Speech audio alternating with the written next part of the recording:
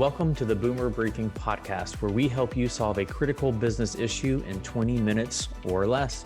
I'm your host, Jon Hubbard, shareholder at Boomer Consulting, and with me today is Gary Boomer. Hi, Gary. Hello, John. As most of you know, Gary is the founder of Boomer Consulting, and we have a topic that I believe fits Gary perfectly today, and that is how firms should be 10 times their thinking, 10 timesing their thinking. So, Gary, this is a topic you have talked a lot about, both internally and externally, during presentations or speaking engagements to the profession, is around exponential thinking and 10 times thinking. So my first question for you, Gary, is why is it important for firms today, and especially partners in firms today, to 10 times their thinking? Well, if they want to be innovative and if they want to grow, this thought process is the key. And let me demonstrate or try to demonstrate some empathy on this topic, because I was trained, as many in our audience, to think incrementally rather than exponentially. In other words, growth of 10%, 15, 20% a year was great. And we didn't think, what if I grew 10 times or 100 times? And so the first time I was introduced to this was over 10 years ago by Dan Sullivan. And then I've heard it from Jim Collins, Carol Dweck, Peter Diamandis, Joe Polish, Grant Cardin, and many others talk about how important it is. If you want to change today, you have to think much bigger than what you thought when you were starting the organization, or even in the environment of 20 years ago. So I think this is huge. And I've always used the tagline, think, plan, and grow, simply because I think most accountants start with the grow stage. How do I grow my business, rather than thinking and spending the planning time, because that's always been considered non-chargeable.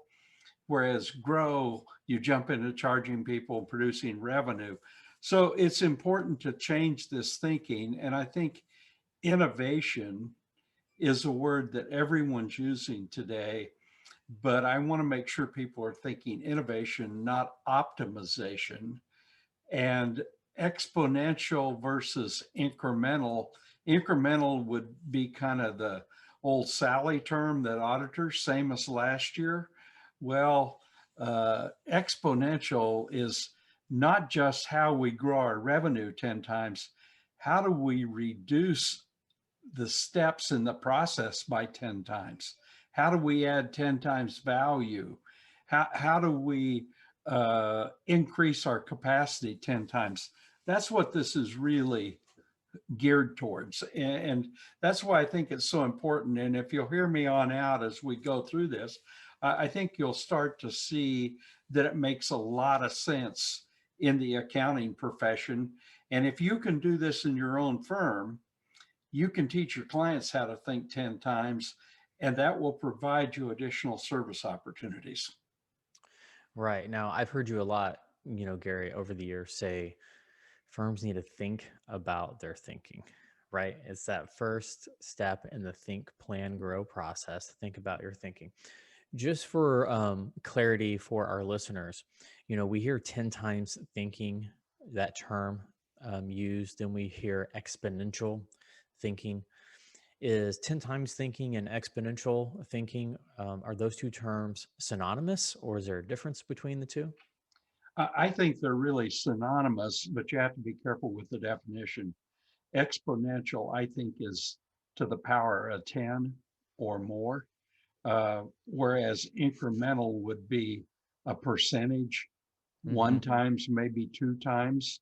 And so there is a difference there, but we're going to talk about exponential thinking, its important, and how you can get there quickly. Right. Okay, so let's talk about how to get there quicker. So you mentioned this, that you've been using this thinking model for over 10 years, and you've put a lot in over those 10 years around kind of, refining this process and getting more comfortable with this process. So you probably have some tools or some solutions for our listeners that can actually accelerate their progress toward 10 times thinking. So what tools or solutions do you have for our listeners to accelerate their progress in this area? Well, I'm going to really talk about three tools. We have several tools that we've used in our consulting practice over the years, but over the past 10, we've really refined them and we've developed them so it can accelerate your thinking process and get you out of the learn mode and into the earn mode quicker. And so the first one deals with vision. The second one deals with a one-page plan. And the third one deals with your budget. Because everything and every firm has resource restrictions. Larger firms may have more resources, but they still have to prioritize and they have to hold people accountable in order to get a return on those. So let's start with the vision. And I like to call that your exponential future. And that's really setting down and writing down what you want to be, do, have, experience, and create over the next 3 to 5 years. That's tool number one. And we can take a firm through that process in a half a day. You could make a whole day process out of it, but we know how to do it in a half a day. The second one is developing the plan. So we call this your digital roadmap today, because if you're not digital, you're going to have trouble competing and innovating into the future. So what's that roadmap look like? We think it's a one-page plan with your priorities, listing your vision, your mission, and your 5 big rocks or 5 biggest objectives for the year. We also think you have to come up with the initiatives, who's responsible, and a due date in order to hold people accountable. So that's tool number 2. Tool number 3 is where accountants really, once they see this, they go, aha, this is a more complex business model. So by plugging a few core numbers in, like your desired growth rate, how many partners you have, what the revenue per full-time equivalent is, we can project out over the next 3, 5, 10 years, including with mergers, what your headcount's going to need to be, what your partner income will be on average, and what's your revenue. And to me, I think I'm fairly good at math, like many of you. I have a degree in economics and accounting, and I still have to have that model to simplify this. If we're a $10 million firm, what's it going to take? And what levers are we going to pull to become a $100 million firm if we want to? Or if we don't want to become 100 million, what's it going to take to become a 15 million? How many people? How many partners? What kind of revenue per person are we going to have to produce? That's the third tool. And we use these in a combination. I've referred to it as Boomer's Blueprint for lack of a better title. And we actually write an article for Accounting Today. I have for over 10 years on that with that title. So as good as any right now until somebody proves me wrong. But those are tools, John, that can help firms get there quicker. And I've seen you use those tools in context of working with clients. And there is certainly always a lot of ahas that come around that.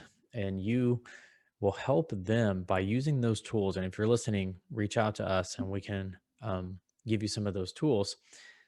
It really helps move their thinking forward 10 years, right? If, you know, without those tools, they would probably take 10 years to figure out some of those things. And Well, they so, might not ever figure them out because they don't devote enough time to the thinking and planning.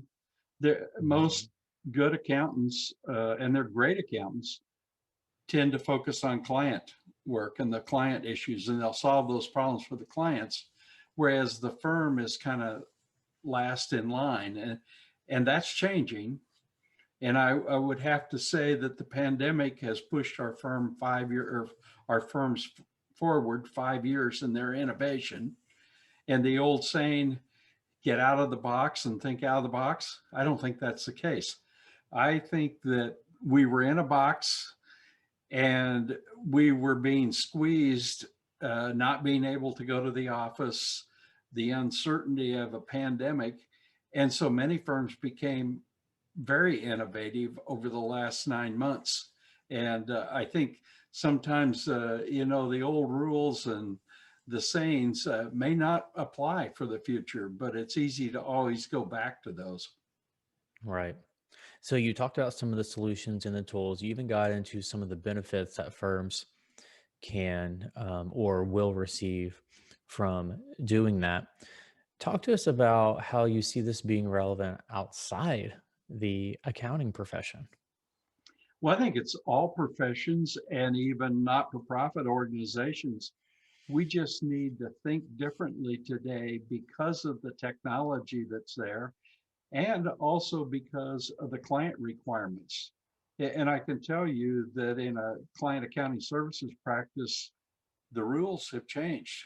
Now, some of the people running those practices today don't realize it, but things like real-time information is what the small business wants. How much cash do I have in the bank compared to a week ago, a year ago? What's my revenue? What's my profit to date? They want managerial accounting, not financial reporting. And most of us were trained in financial reporting. So those are just a couple of examples of how the market's changed on us, and we must think differently. Right. Nope, that's really helpful. So, for those listening, if they are interested in what you're saying, what's your recommended, next step for them? Well, I think the next step is to do the vision. But if they want to read about that, we have articles posted on our website. We have them on Accounting Today. I publish an article, or they publish an article, I write it once a month. And the history of those articles, if you contact either of us, will certainly connect you with an appropriate article.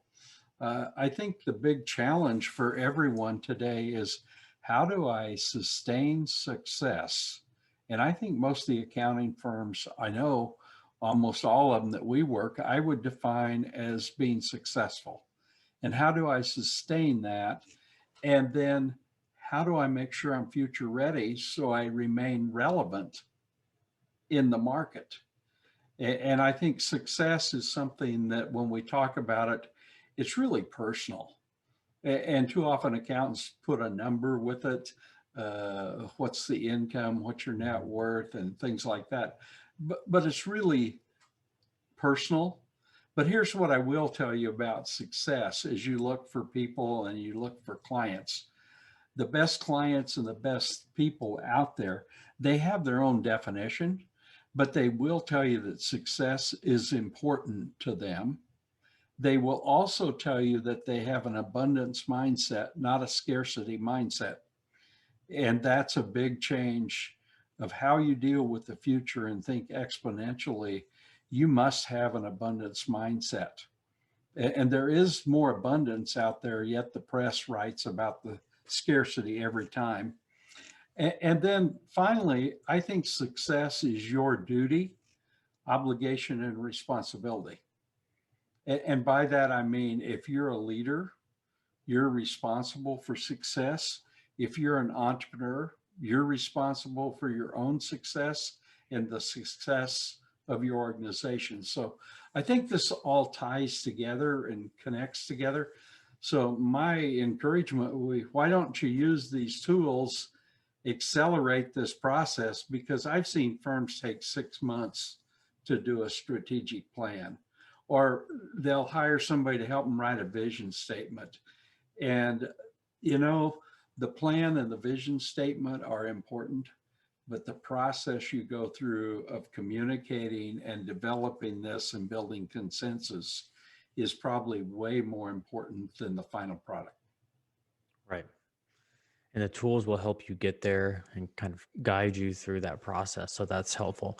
Well, Gary, as always, It's been a great conversation. As we come down on our time, I want to tell the listeners of where they can find you on social media. So you are active on LinkedIn and you are active on Twitter. You mentioned your Accounting Today article as well every month. You can check that out, but feel free to reach out to Gary on either of those social media platforms because he is always posting really relevant and thought provoking content is there. So, again, this concludes our latest episode of the Boomer Briefing. Thank you, Gary. Thank you, John. And for those listening, we release new episodes every Tuesday. So please stay tuned for the next episode. Thanks so much.